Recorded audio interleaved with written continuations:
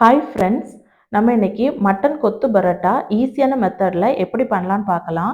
அதுக்கு ஒரு கடாயில் 1 டீஸ்பூன் கோகோனட் ஆயில் ஆட் பண்ணிக்கோங்க. எண்ணெய் சூடானதும் அதில் 3 முட்டை ஆட் பண்ணிக்கலாம். நான் 3 பரோட்டா எடுத்திருக்கேன், அதனால 3 முட்டை ஆட் பண்ணுறேன்.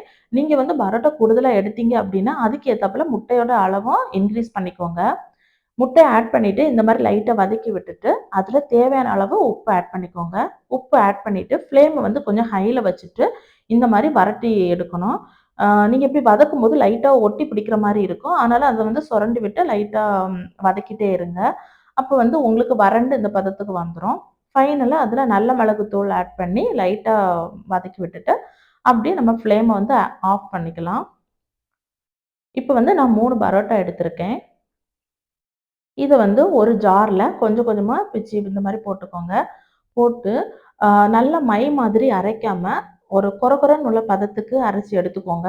1 ஆர் 2 பல்ஸ் வைக்கும்போது உங்களுக்கு கொர கொரன்னு உள்ள பதம் வந்துரும். பார்த்துக்கோங்க. இந்த மாரி பதத்துல எடுத்துக்கோங்க.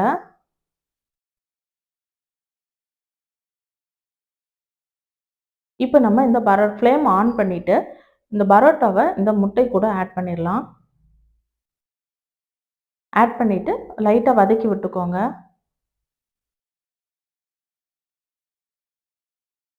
முட்டையும் பரோட்டாவும் இந்த மாரி மிக்ஸ் பண்ணதும், ஃபைனலா நம்ம மட்டன் கிரேவி ஆட் பண்ணிக்கலாம்.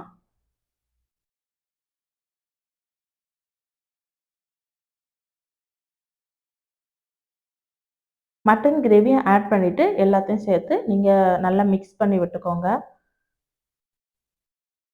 நமக்கு பரோட்டாவும் லெஃப்ட் ஓவர் இருந்து, மட்டன் கிரேவியும் லெஃப்ட் ஓவர் இருக்குன்னா, இந்த மாரி நீங்க ட்ரை பண்ணி பாருங்க.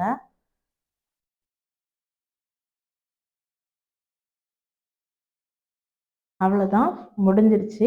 உங்களுக்கு கொத்து பரோட்டா சாப்பிடணும் அப்படின்னு ஆசை இருந்துச்சு அப்படின்னா, பரோட்டா, மட்டன் கிரேவி அந்த மாரி லெஃப்ட் ஓவர் இருக்கு அப்படின்னா, இது ஒரு ஈஸியான மெத்தட். நீங்க ட்ரை பண்ணி பாருங்க. ரொம்ப டேஸ்ட்டா இருந்துச்சு.